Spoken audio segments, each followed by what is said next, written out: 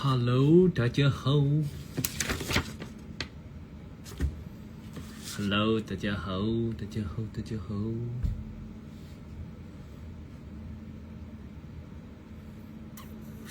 一个月一次的见面，如约而至啦！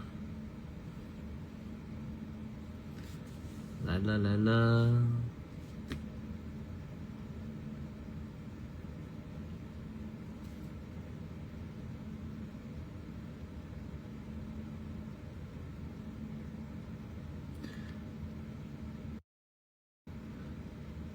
还有恭喜我，哎，我都还不知道，没注意这个新闻呢。啊，年度歌手奖，耶，又获奖了。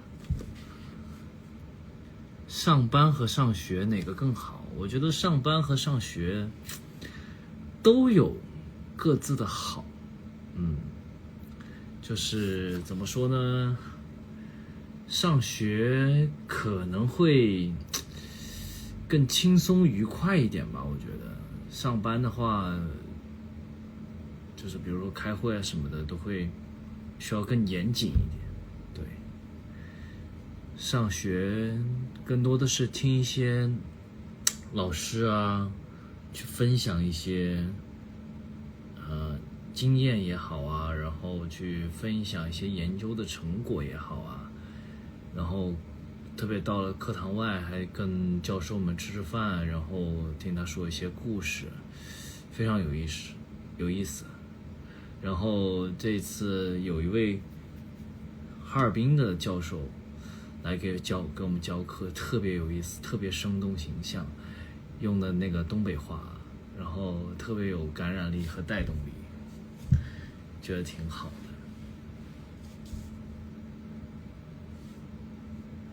上班和上学，还是上学轻松一点吧。上班其实，但是我觉得开会每次，因为我管的更多的是创意部门的一个事情，然后设计啊，就是分享自己的所见所闻，然后去跟设计师沟通新的产品，然后也是一个非常有意思的事情。对，不知道大家现在都在干嘛呢？5点半的时候，我刚刚下课，对，然后稍微晚了一点，对，上了个厕所。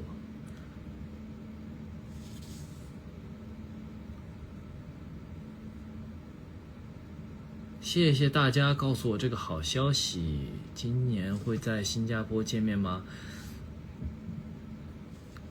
对，目前还没听到这个工作安排。然后最近一直在学习网球，把手都打破了，所以我觉得到时候，我觉得新手练的时候应该要注意点，可以买个那种胶带缠着，因为有的时候发力不正确的话，确实挺容易伤手的。对，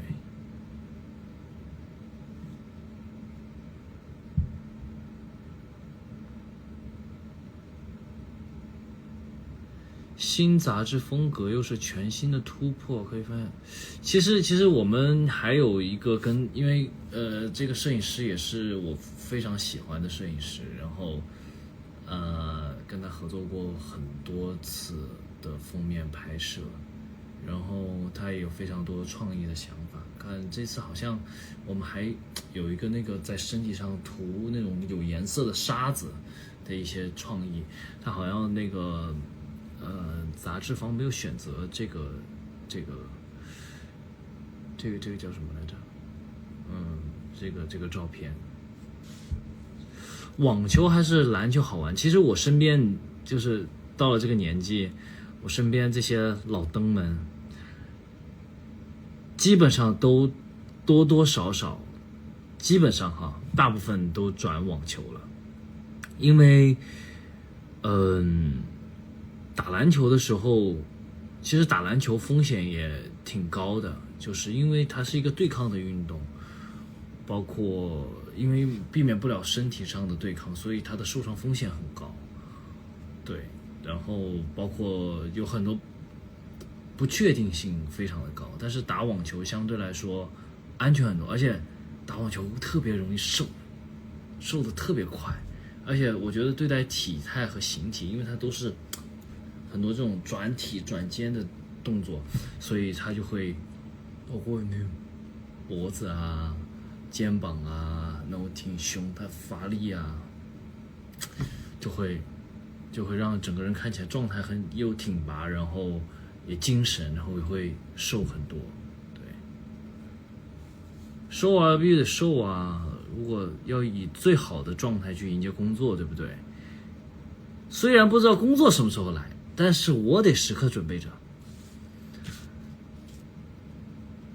看了，对啊，然后因为本身我就非常喜欢 Blood Peter 嘛，然后我也一直觉得他是一个像榜样的一个存在吧，就是不论是从他在荧幕当中的形象和他的演技，还有他对自我身材管理的要求，就是60多岁了还有这么有型，身材保养的还这么好，太有魅力了。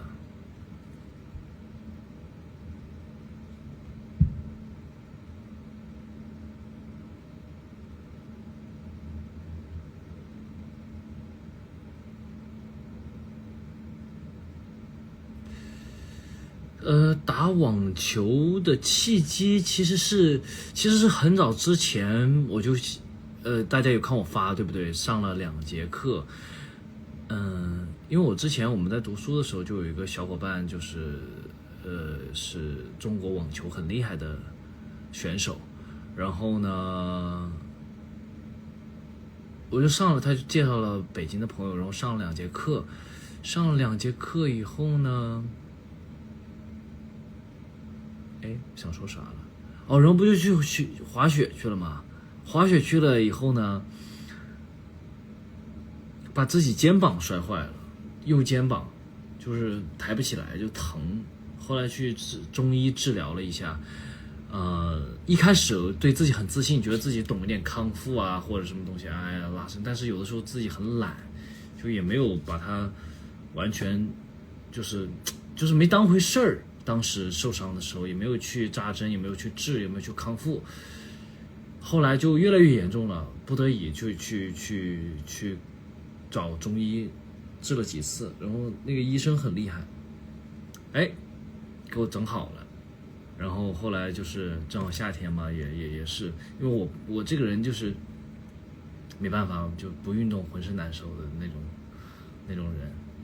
然后夏天游泳，然后就说肩膀好了，去打了一次羽毛球。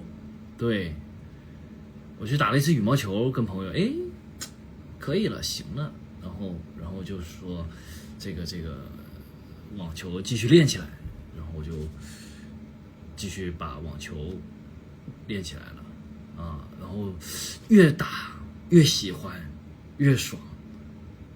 就是真的是，我觉得网球这个运动非常好，而且就是出汗量对待新陈代谢这个提高，而且就是感觉你这个也不用去多做其他的这个什么腰腹啊，你训练它旋转就可以保持好腹肌啊，然后又不像跑步那么的枯燥，对不对？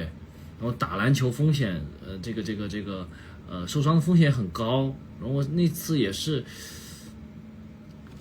就打篮球就打了几个小时，因为可能太久没穿那个篮球鞋了，把那个脚趾头小拇指这一块都给磨破皮了，打了1次就磨破皮了。所以，然后其实但是就是网球它那个发力又和高尔夫有点像，所以就我很快就能找到那个发力的点，就是很好。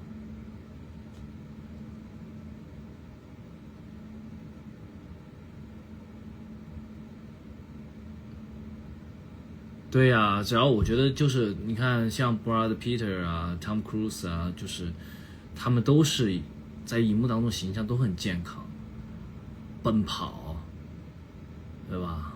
那种热情，我觉得都是我觉得跟他们本人可能的性格也是非常息息相关的，就是他们会把这种东西都带到他的电影里面来。我觉得我也要一直要保持这种热情。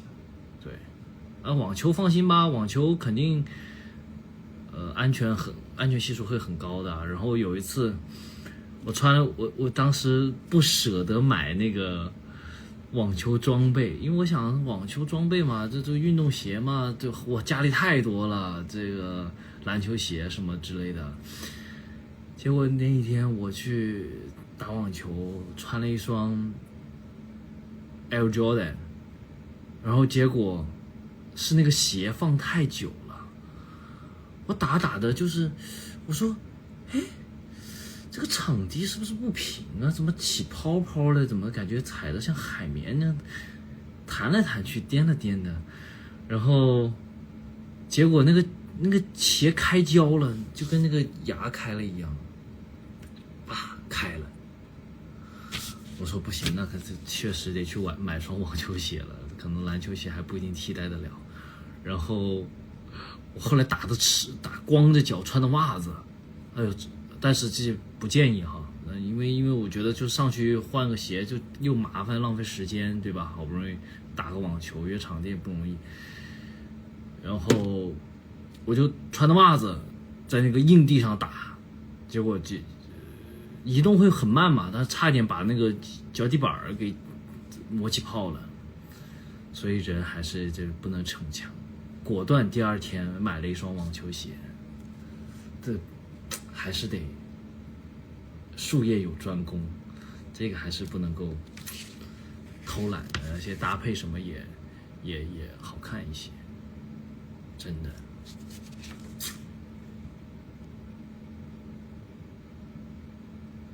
然后我现在就开始，我其实没有各个平台我都没有那种会员账号，要不就是借朋友的看一看，真的我几乎从来没有充过这种各个 app 的这种会员账号，除了喜马拉雅我充了，然后这次为了网球看网球比赛学习，我就充了个会员，然后没事我就现在就是以前可能还会看看游戏的直播啊什么的，就是下饭的时候电子榨菜，现在就是看网球比赛，去研究，去看看他们的最优秀运动员的这些挥拍啊，然后动作呀、跑位啊，而且他们对待这个网球的态度。我还看了那个阿卡的一个纪录片，就讲他的这个网球的理念，就是包括他一路成长来这个年轻的网球选手，新一代的这个世界顶尖选手，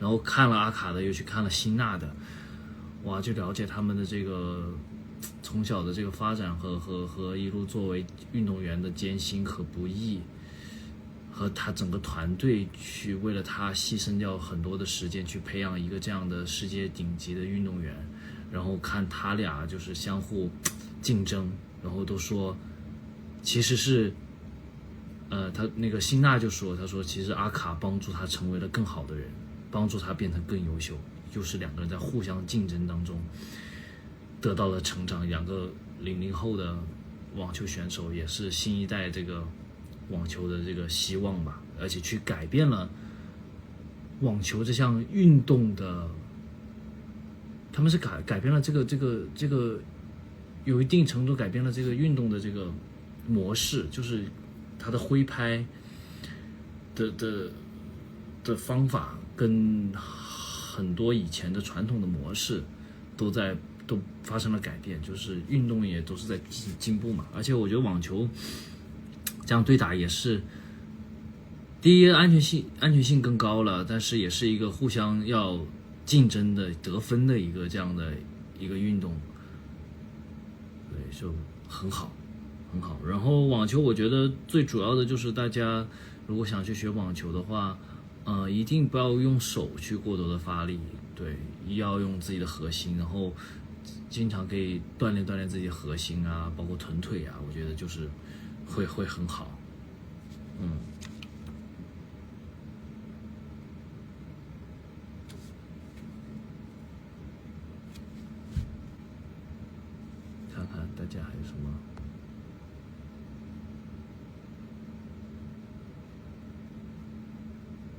爬山哈巴了，夸夸真厉害，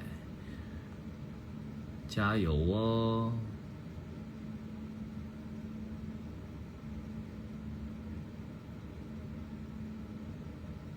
七宗罪，我把七宗罪前2天也翻出来重新看了一遍，很震撼，讲人性啊。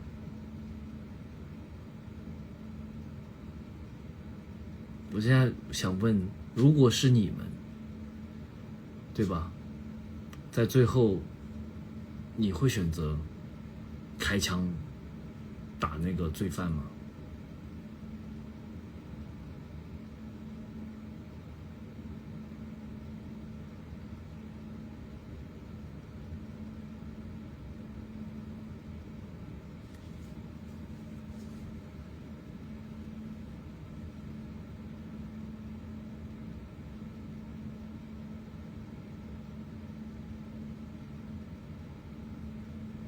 会，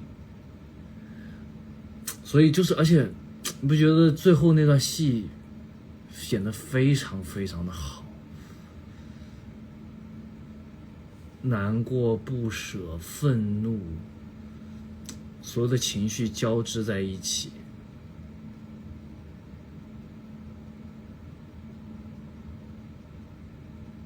而且还有什么？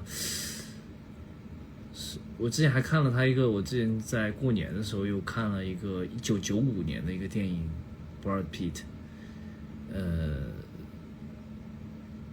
那个什么 Meet Joy， 什么什么那个一个爱情片，讲他演的是一个死神，不知道大家看过没有？那个电影也很好看，和什么困在，他和那个老演员困在思绪里的父亲那个老演员一起演的，而且我觉得就是他在那么年轻的时候就可以和一个老演员对戏，然后且你不觉得很突兀，也不觉得就是接不上，也不觉得落了下风，很好看。还有 Brad Pitt， 还有Brad Pitt， 还有什么夜访吸血鬼，他 Tom Cruise 演的，对，安东尼，哇，大家哇厉害了啊！这个大家都是老观影者了啊。对，第六感生死缘，对，因为我当时是在国外看的，所以他没有中文的那个名字。但是我觉得唯一那部片子我看完以后，就觉得那个女主稍微演的有一点点的，怎么说呢，过，就她老喜欢这样的，然后很害羞，又有点纯情，又有一点那个感觉，去看的 Peter 就很 Peter 演的就比较自然一点。我记得之前刷短视频的时候还看到那个有一个，他不是有一个那个话嘛，就说像你这样帅气，什么 charming， 然后这个迷人，然后的人怎么会没有对象呢？然后问他没有女朋友吗？哎，没有女朋友吗？哎，我这个我这个打灯的没电了，哎，就这么凑合看吧。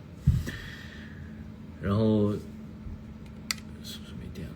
应该没电了。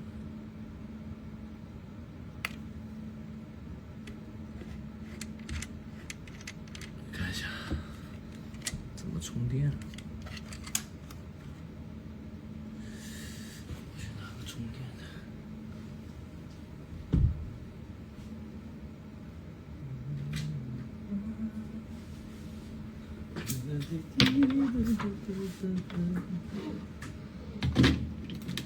哎呦，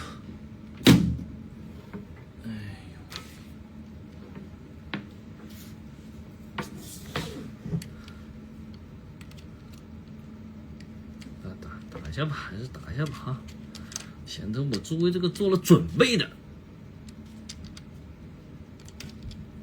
对吧？我做了准备的，打一下吧，好吧。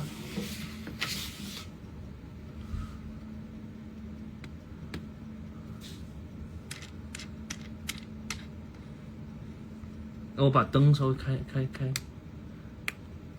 低一点。哎呀，新手小白，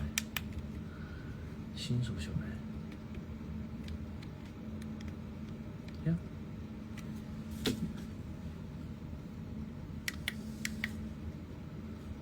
这样会不会好一点？这样是不是挺好？不用那么亮。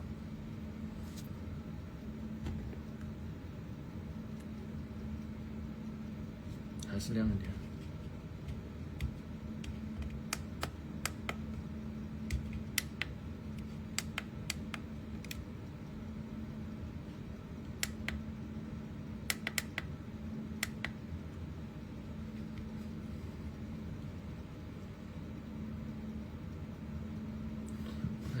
随便打一点吧。啊，刚讲到哪了？就讲那个什么第六感，好看，挺好看的。而且最后他这死神把那个男生还给他的时候，也是很感人。年轻时候 Peter 真帅啊！然后还有老刷到那个，讲的这个什么什么，像你这样的男生怎么会没有伴侣呢 ？Girlfriend, wife， 然后然后那段对话我就刷到过几次。然后还有一个就是他们两个在那个出了那个咖啡店，有约定了以后，然后一直回头的那个场景，挺好的。对，还有他演的那个《夜访吸血鬼》，对，可以去看一看。还有个叫什么《狂怒》，讲个开坦克的那个片子也挺好看的，也可以去看看。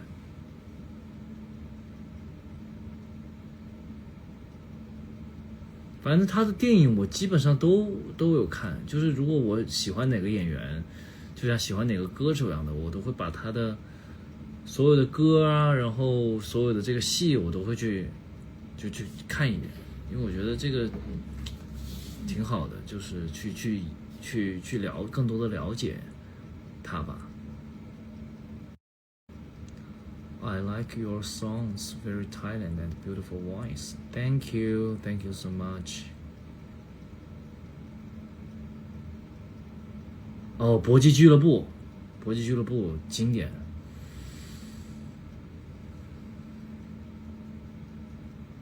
还有他演那个无耻之徒也很好看。僵尸世界大战，对。然后那个我之前那个对，这个时候呢，然后我们看了一个，为了今天的直播给大家准备了一份，就是之前看了一个 Peter 的一个采访August is a magazine release date and my birthday is a happy day.Happy birthday to you. Happy birthday to everyone. 然后在 Blood Peter 还是 Peter， 反正就是我看了他采访，然后把这段话摘取出来了，是他的一个演讲，就是 I don't know if any of what we do matters in the end.But I don't know that matters is the people who 不对，从头来，不好意思，再来一遍。I don't know if any of what we do matters in the end, but I don't know that matters is the people we hitch ourselves to, and the indelible mark they leave upon our very being. I was reading a passage recently where a character was asking, which is more important, the journey or the destination? And the other replied, is a company.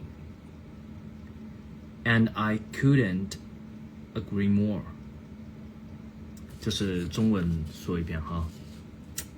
我不知道我们所做的一切最终是否有意义，但我知道重要的是那些与我们相依相伴的人，以及他们在我们生命中留下的不可磨灭的印记。最近我读到一段话，其中一个角色问道：旅程和目的地哪个更重要？另一个人回答：是同行的人。对此我再同意不过了。 And I couldn't agree anymore. And I couldn't agree more. And I couldn't agree more. 我觉得就是这个很重要，就是也是之前也和一个老师去聊天，就是我们都这个中国文化嘛，会很多时候都会聊到有风水这个概念，就风水嘛，其实想和大家分享一点，他这个话其实我觉得如果用风水的角度去讲的话，其实很多时候是风水有一个概念叫人际风水。人际风水就是你选择和什么样的人做朋友，选择什么样的人进入到你的生命里，其实就决定了很多东西。一起同行的伙伴极其的重要，对吧？有朋自远方来，不亦乐乎。就是我觉得这个就代表了我们的一个，他们其实很多时候我觉得朋友是能弥补掉你自己很多的不足，三人行必有我师啊，像我们都读过很多这样的类似的这个句子。对，同行的人很重要，就像你选择的合作伙伴，对吧？是否会跟你有同样的激情热情，然后共同的成长，共同的学习，一起就像一个剧组，要有导演，要有演员，要有服装造型，这个舞美美术，其实就是这些都是你选择的伙伴和同行的人啊。就到我们生活当中，你有同事、朋友、老板、家人。那我觉得我很幸运的，我觉得最幸运的就是我有个很好的妈妈，就是一直教导我很多东西，包括我哪怕时至今日我长这么大了，我觉得我也是一直在跟我妈妈在好好学习。她是一个很热爱学习的人，这也督促了我去很好的去学习。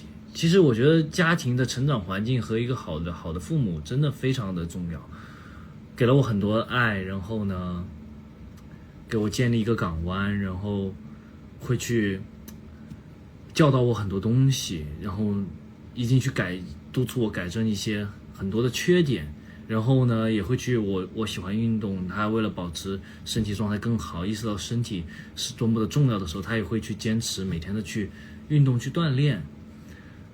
我觉得这个真的是很重要，大家记住这个话，就是同行的人很重要，而且你和同行的人一起去做有意义的事情，是这个世界上最快乐的事情。那我们就要去选择我们的伙伴，就像比如说进到这个学校里再次去读书，也是啊，学校替你筛选了一部社会上的把社会的优秀的精英聚集在一起，每个人在各自的领域都会有非常好的成绩。通过跟他们的交流和学习，你会包括更多的还有老师的教导，你可以去学习到更多不同行业的知识、思维逻辑、商业的逻辑和做事情的逻辑、做人的态度啊。大家都是否？其实我觉得成功人，就是大家可能就世俗意义上的成功的人。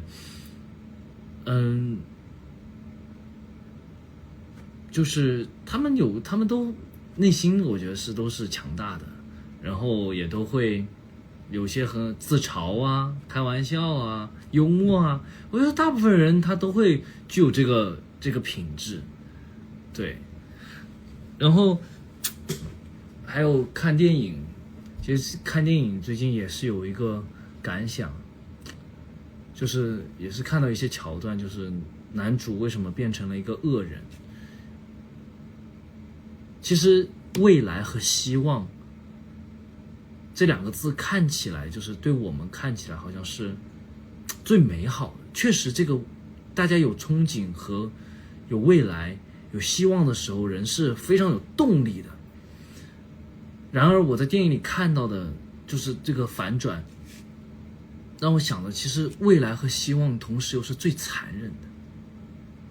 就是当一个没有希望的人，你给了他希望，给了他未来，而这个未来没有到来，这个希望没有实现的时候，其实往往是人最崩溃的时候。这个人的突然的转变，可能180度的大转变就是这么来的。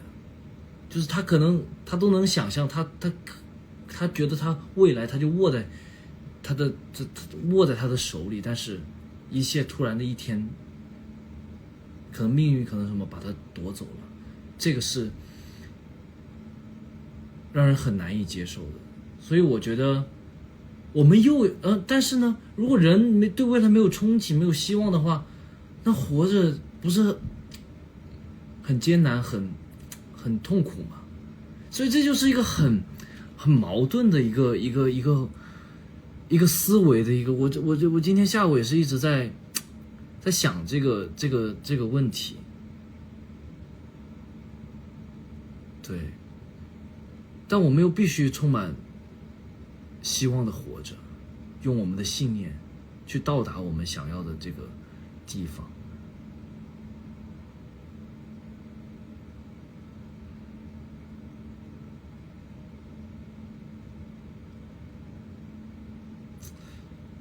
就是，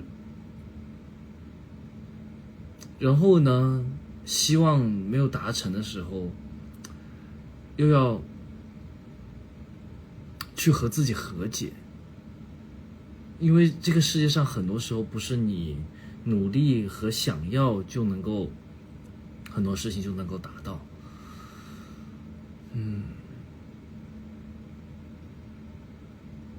对，所以我的一直的人生的格言和就是理念就是尽最大的努力，但是呢又其实是要充满希望的活着，就是我们相信这一天，一定要相信这一天会到来的。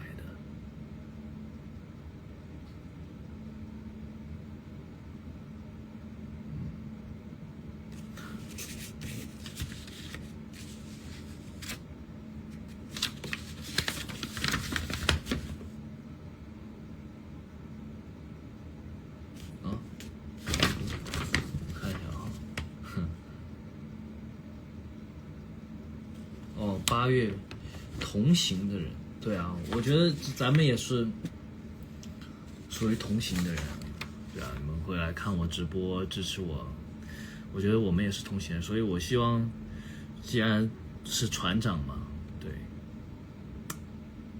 也是要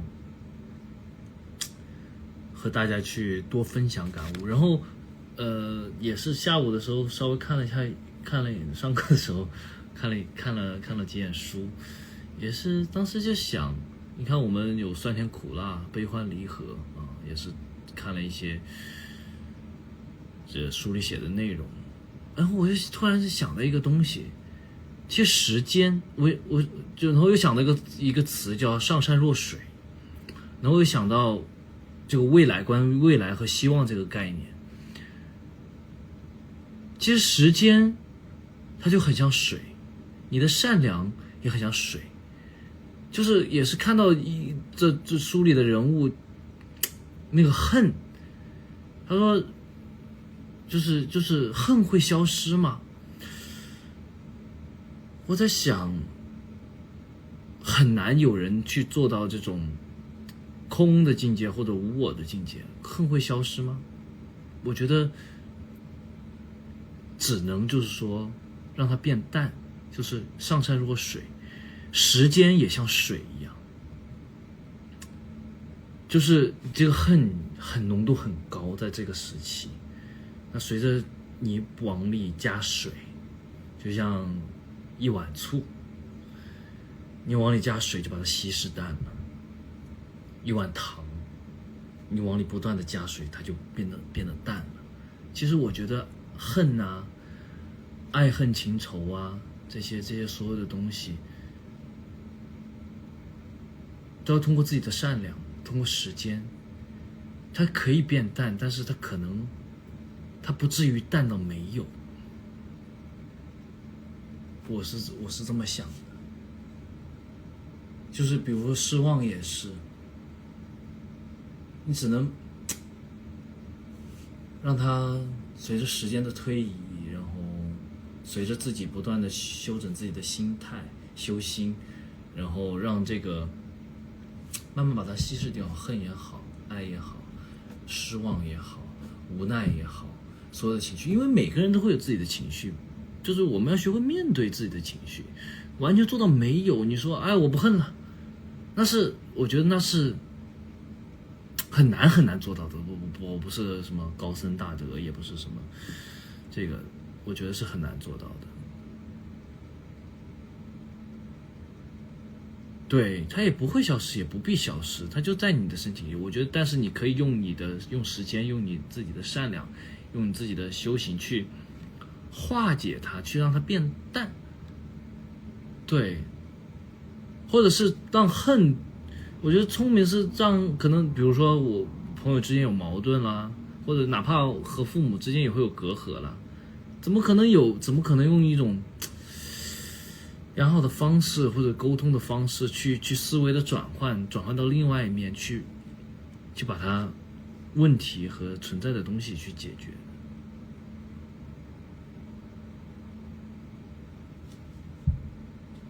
该恨就恨，哼。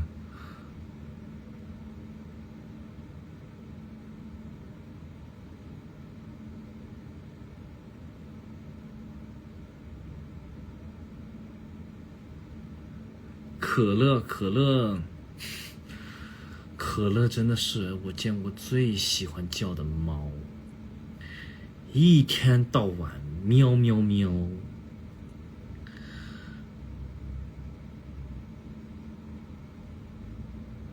真的大晚上的，因为你知道，就是因为夏天很热，又开空调嘛，我也不喜欢对着吹，我觉得空调很冷，对吧？对着吹很伤身体，我就会把客厅的开开，让那个风进来，然后就没关门。一到了晚上，一直叫了还冲到你床上跟你巴拉巴拉巴拉玩，真的服了。太喜欢叫了，早上也要叫，头疼。你也不知道他叫个啥，他好像我觉得是这样的啊，因为那几天妈妈和小姨不在，可能他是一个非常喜欢，就是被他们养成了聊天的习惯。就是我妈睡觉前就要抱着这个可乐聊上半个小时，那起码睡觉前得出来找3趟。哎呀，睡觉了进去了，过一会儿出来了，可乐呢？哎呀，可乐呢？又进去了，又过一会儿又出来，可乐呢？然后更抱着他，没事就抱着他，边撸边跟他聊天。我估计他们不在啊，可乐一肚子的这个心事无人诉说，我也不喜欢跟他聊，对，我不喜欢跟他聊天，我跟对猫弹琴，我跟他聊什么呀？但是他就是他们不在的时候可黏我了，他们在的时候哈，理都不理我，不会给我多余的脸色，撸他还得求着他。他们不在的时候，就是哎呀，左蹭右蹭，喵喵喵，哎呀，来回蹭，8字蹭，这样蹭。话太多了，我估计是把它养成了一个爱说话的习惯。它猫很喜欢玩那种扑来扑去的那种游戏。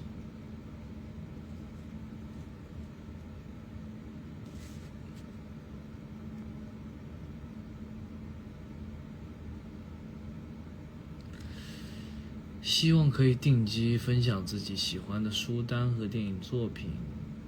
可以啊，还要看书，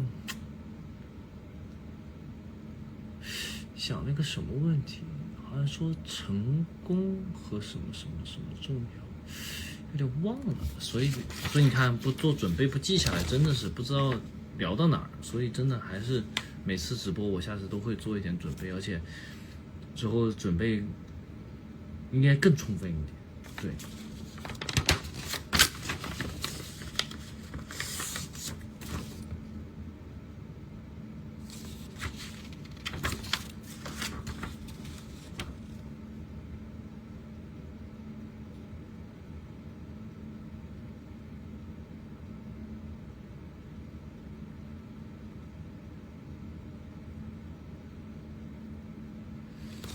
你们有没有特别觉得自己同行特别好的伙伴啊？我觉得就是遇到的人生的导师啊，有没有教会这个一些人生当中什么样的重要的这个思维？因为人是这种先要有思维才会有行动嘛，不改变认知，你的行动永远都困在你的认知的这个范围里。没有，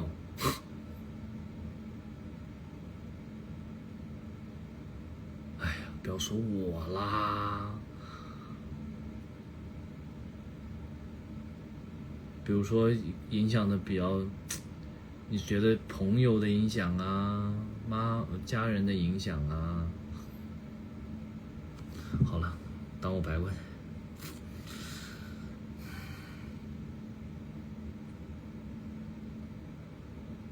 闺蜜，人生理学是老师。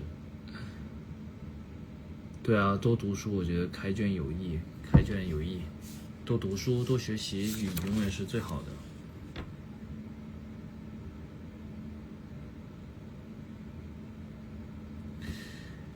然后 Peter 里面说，而且就是同行的人，其实人和人，没有人可以陪一个人一辈子嘛，对吧？所以都是陪伴我们一段时间。当然，就是这种很长时间的友谊啊，长时间的这个像父母啊或者什么东西很重要。其实有些很多朋友也是走着走着，有些人走着走着也就散了。我之前听到过，也是一个我觉得形容的很好的一个方式，就是说不要去，就是走散的人，我们也不要去过多的留恋，因为每个人都过来陪你，都不是陪你一辈子的，能陪你一辈子的只有你自己，从出生到离去。他用了一个很好的方式，就是形容这个人与人之间的这个关系。他就是讲说，我们人生就是一个向上发，就是如果你是个向上的人，你就是个火箭。然后你在每一个这个朋友呢，和比如说你看高中同学、初中同学，他们都像是高中老师、初中老师、大学老师、研究生老师，他们都像你在升空的时候的这一个助推器，就是他到了一定特定时间，他就燃料用完了，就你们之间的缘分用完了之间，他就会掉落。对，我觉得这个形容就很好，就走散的人，就他就是你们的缘分和他在你这里发光，或者他需要吸收你的光亮的时候就已经结束了，可能他需要在别的地方吸收养分了，而且就是或者他在你这里已经燃烧完他的热情与激情了。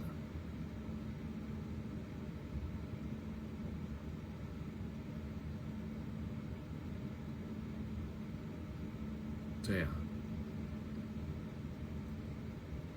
火箭一定要像火箭一样，一直有向上的生命力。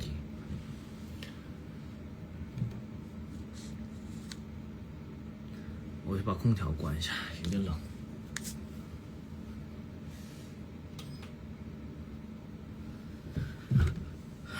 然后大家准备了一段话，那同行的人呢 ，Peter 说的就是 company 这个词有公司、剧团、舞团、伙伴的意思。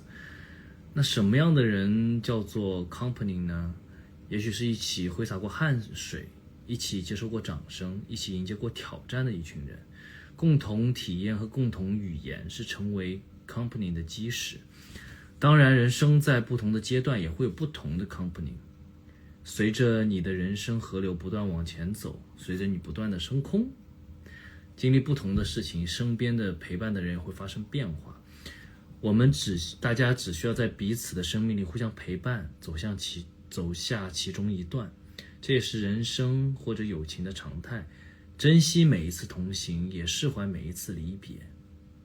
就像对，所以我很珍惜和大家一起前行的日子，也是说，大家可能也会有各种各样的事情，因为我有时候也会看后台的私信，说，最近很忙啊，考研啊，或者家人有些身体的情况啊。当然，我在这里也祝愿所有同行的人，工作能够顺利，然后家人能够身体健康。特别孩子考试，包括你们自己考试都能够顺顺利利的，都能够通过努力获得自己想要的。所以也会看到各种各样的私信，就我就很感谢的是，就是大家都有想到我，然后这就是一种陪伴吧，对吧？今天为什么这么早直播？是因为一会儿因为我们马上就要很多同学毕业了，都要走了，所以就是一会儿直播完了要去跟同学吃饭。对，所以就是看到有很多粉丝朋友的留言，所以我想说，就说谢谢你们能来的，就是之前我也说能来的不能来的，我都很感谢大家一路的支持，然后也是希望我能够给大家看到我能够更有学习的动力啊，更有生活的热情啊。我觉得这就是我需要展现给大家的每一次的一个状态，分享自己的人生的感悟啊。我还没有那么快毕业，我毕业了怎么跟大家直播啊？对不对？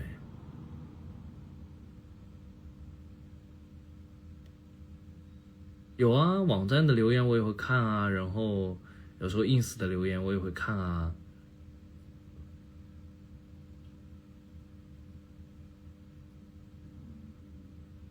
对啊，然后大家来看我也会很开心啊，每次就会收获到满满的能量啊。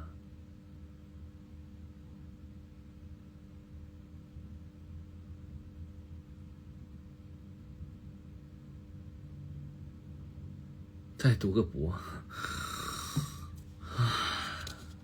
演唱会不办了，工作不工作了，我就直接埋头去读书了。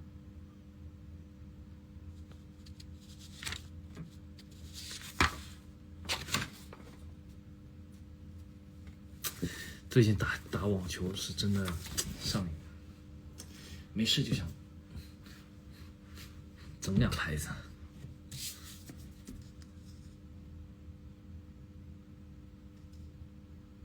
下半年当然要见面啦，下半年当然要见面啦。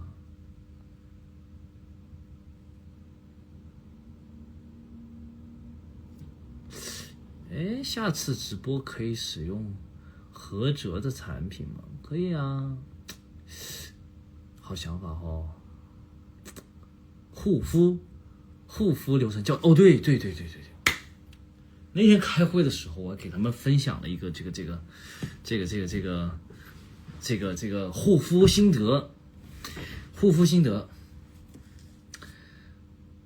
因为我早上起来的时候都很懵，然后不是早上起来得吃早饭嘛，我早上起来就是第一件事情，就刷牙就吃早饭，然后呢，我又是个特别，也不是，反正好，就是有一个很好的办法，我给他们建议，我说就是平时我早上的时候哈，我会敷一个眼膜，就让他们建议他们出眼膜。为什么呢？就是因为眼膜早上贴的时候呢，就你刷个牙，它贴的时候，它第一也不影响刷牙，对不对？那你贴的时候，你可以刷牙，你可以吃早饭，你可以喝茶，你可以干嘛都行，反正15分钟。如果忙着通勤上班的时候，你贴着就可以出门了，对吧？边吃边就可以出门。然后贴眼膜呢，啥也不影响。最重要的事情呢是，我早上有的时候就有点懒得洗脸，我就会贴那个眼膜，贴好了以后呢，反正10到15分钟，你觉得差不多干了，然后你把眼膜再摘下来，你就拿那个擦一遍脸，拿眼膜就当那个擦一遍脸，就干干净净，然后你上个乳液，上个防晒，包里可能装的乳液和防晒就可以上班了，就特别简洁方便，然后早上也不用洗脸。我现在就这样，有的时候你觉得可能脸上有灰啊或者不干净啊，就拿那个眼膜一贴，贴完了以后清洁一下，很干净，也不长痘。你看我也不长痘，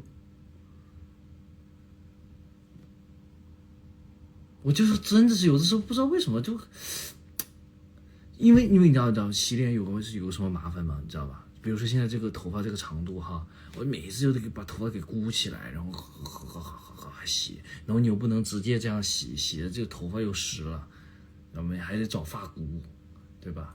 就是我觉得就是可麻烦了，就我喜欢洗澡的时候洗脸，就特别就一跳流程就可以解决了。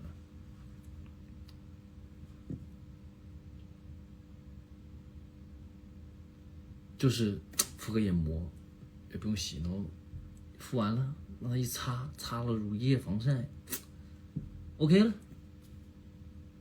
对，而且感觉就是说，皮肤的肤质就是感觉抵抗力更强了，反而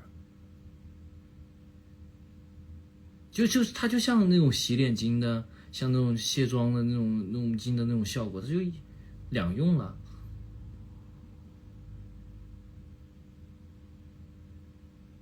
敷个眼膜就出门了。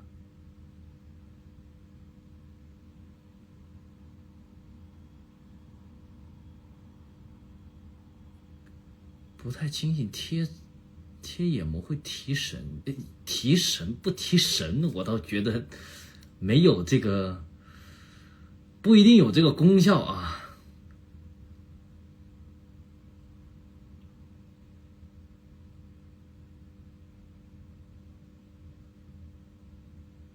对，最近就是打网球，包括我说的那个护肤流程，早上起来就贴个眼膜，啊，刷个牙，还吃饭。而且就是我觉得还有一个就是，如果大家呼吸道不舒服啊或者什么东西，我也给他们建议，我说我其实是特别喜欢清理口腔的，因为我不喜欢嘴里有味道。刷牙很重要。然后呢，其实因为我们爱喝茶嘛，爱喝茶，其实就要喝完茶就是要拿漱口水漱，包括吃完饭都尽量拿漱口水漱一下嘴巴，这样保持口气的清新。我觉得你在跟人交谈的时候啊，相处的时候，就像身上有香水嘛，因为有的时候过近距离的跟别人聊天啊或者什么的，你口气也是非常重要的，所以我觉得漱口水很重要。我在公司都会备牙刷和漱口水的，对。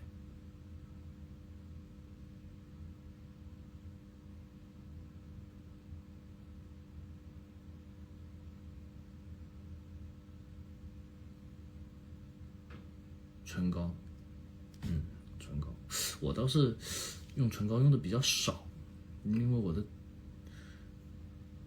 可能运动多的关系吧，就不太容易干。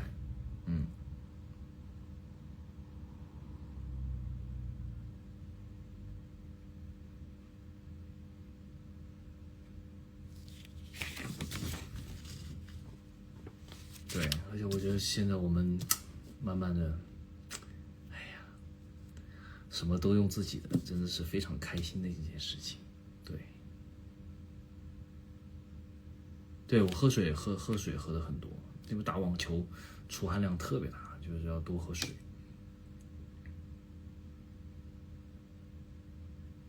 护唇膏，好的，听到了，收到，安排。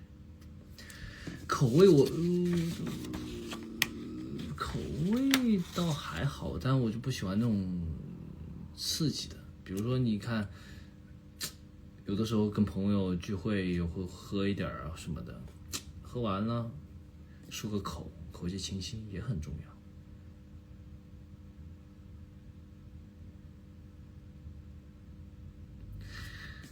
妈一个个来，好吧？这种功能性的呢就比较难，知道吧？功能性的就是它这个审核我们的这个安全都比较难，所以呢，这个就是慢慢来，比如防晒啊这些东西，防晒很重要啊，防晒非常的重要，再懒都得涂防晒。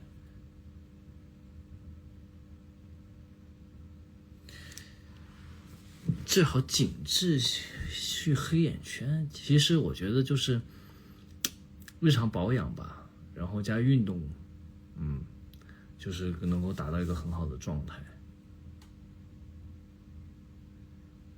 对吧？还有身体健康。然后当时我也是跟朋友一起聊起来，因为现在中医也很火，对不对？中医，我在想啊。又说自己可能哪里胃不好啊，脾不好啊，这不好那不好，去看中医吃中药。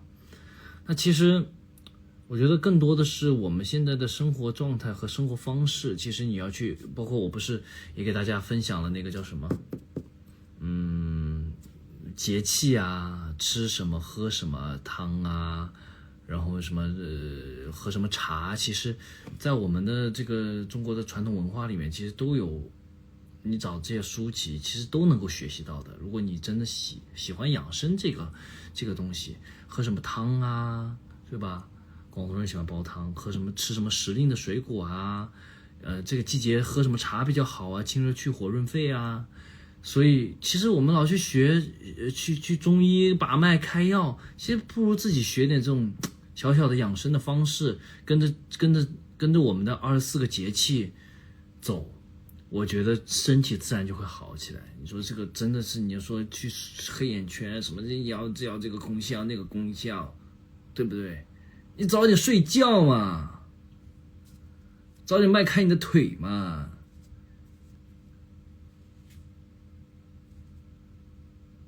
对，你注意休息，比如说脾胃是几点钟要开始休息了，你到底休息没休息啊？你是不是还在熬夜玩手机啊？对不对？你去看那么多中医，不如学习一点，自己早点休息啊，少做点伤害身体的事情，多做点健康的运动啊，那黑眼圈不就好了吗？你指望天天给你贴个眼膜，你黑眼圈就没了？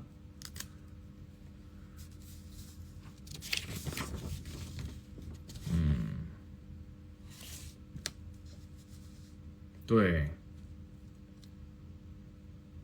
我是在，所以我说，经常我读一些包括什么蛤蟆去看心理医生，真的很好，我觉得读给大家分享给他，包括那个什么节气吃什么，虽然我没有完全的记住，但是这个概念植入到了我的脑袋里，对吧？我就知道该休息的时候要休息，比如说就打个最简单的例子。你看过了立秋了，我还是喝冰的绿豆汤，老吃西瓜，那家伙肚子受不了啊，那给我夸夸的，那真顶不住啊，那是不是？所以就是到时候秋天，夏天就是要除湿热，特别在南方，对吧？然后呢，到了秋天有点干燥有点燥，你就得润肺的东西，得多吃一点，对吧？什么秋天的第一杯奶茶，这都是人家营销的策略，被洗脑了。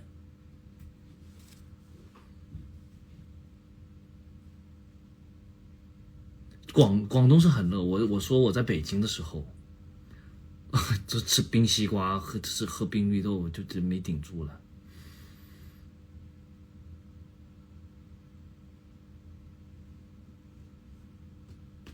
秋天的第一杯奶茶，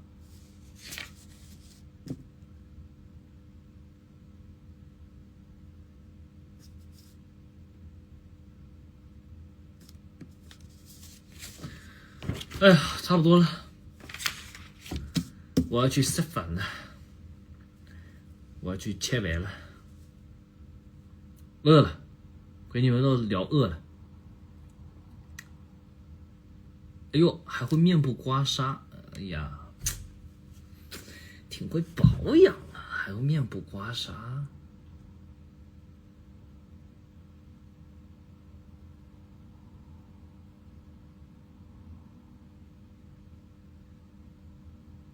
我很少喝奶茶，我非常少喝奶茶，几乎奶茶这个赚不到我什么钱。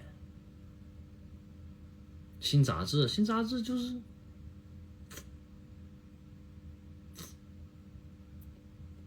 好看，不喝，我不太不就我喝酒很少，酒量不好。黑糖波波乳，那个你知道奶茶老顶了，那一杯下去啥也吃不下了。我记得有一回，我跟我朋友去那个吃火锅，你知道吧？吃火锅，那个火锅的地方呢可以唱歌，哎，厉害吧？然后呢就路过了一家奶茶店，就说大家吃火锅前喝个奶茶。我的妈呀！一杯奶茶，我因为那种很渴又很热，一杯奶茶下去，我一口没吃，给他们唱了3小时。他们是吃着火锅听着我唱歌，老开心了，喝的奶茶。我在那里吃也吃不下，光唱了3小时，太顶了，真的顶的我一口我都吃不下，又甜，糖分也高。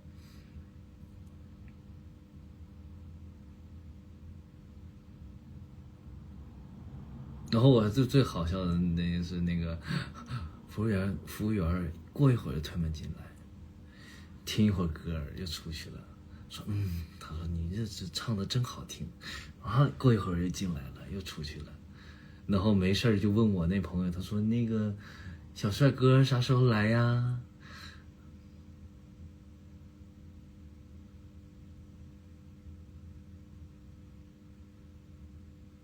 等会儿没呀，真的唱3小时，我就坐那儿一口没咋吃，给我顶的，光唱了。那个服务员老可爱了，一会儿过来听一下，一会儿过来听一下。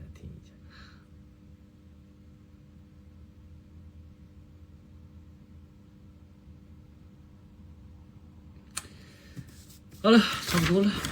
吃饭了，他们下课都已经先去了，我还在这里，对吧？陪大家聊一会儿，兑现承诺，对不对？咔咔就给你们安排啊。然后这个我现在我去吃饭了啊。走之前点首歌吧，清唱几句给你们听一听。还想听什么歌？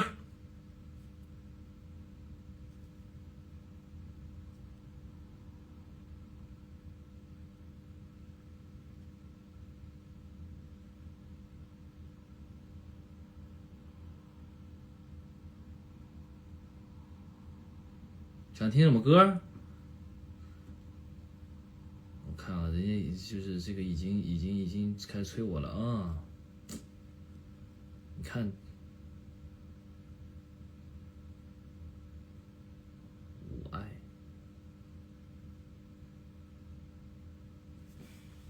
粤语歌，哎，粤语歌，今天我老在哼一首粤语歌，我等我找一下那个歌词。我特别喜欢陈奕迅的粤语歌，我记得我拍什么戏的时候啊，搬书，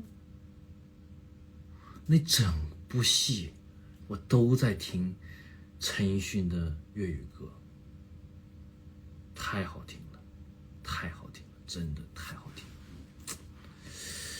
找一下啊。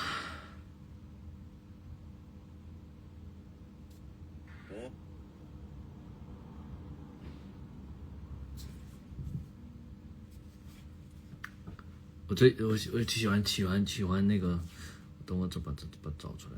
这个它还有音柱吧？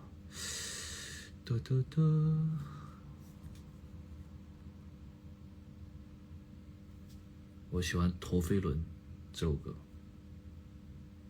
都很喜欢。陀飞轮，陈奕迅。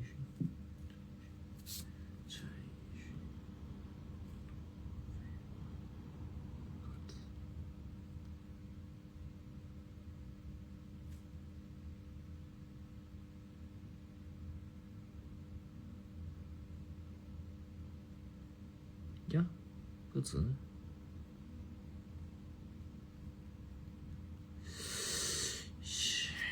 这个什么呢？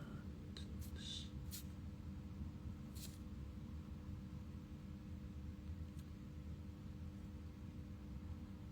好。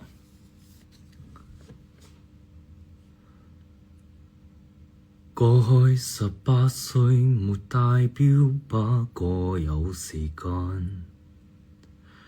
講我無有後顧，野性貪慢。霎眼27歲，時也無多方，不敢偷懶。宏願縱沒了，奮鬥總不太晚。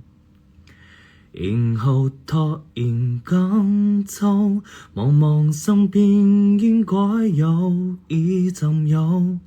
我啲美酒跑車相機緊票也講究，直到時間個個也妒忌，仍不怎麼富有。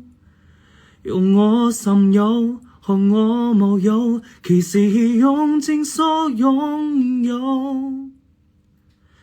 曾付出幾多心跳，來換取一堆堆的發票，人值得命中更少幾秒，多買一支錶，秒鎖咗得緊了，而皮膚竟偷偷鬆了，為何用到盡了，至知那樣緊要。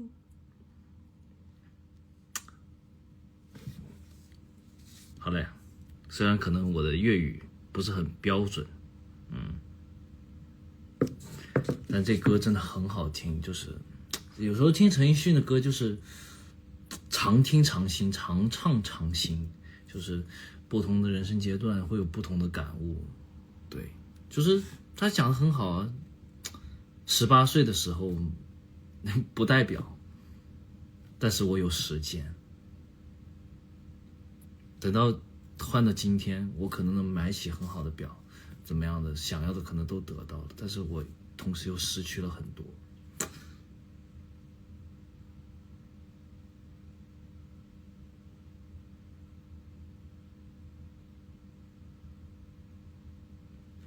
很好，真的，这个非常感人的一首歌。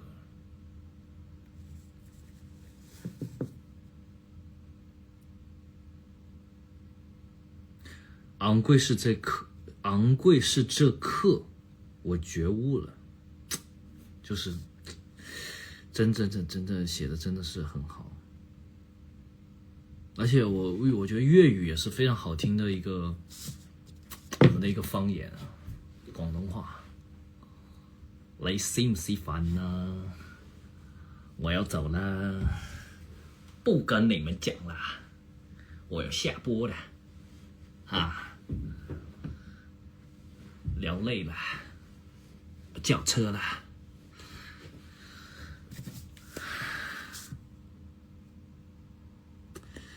我看看啊。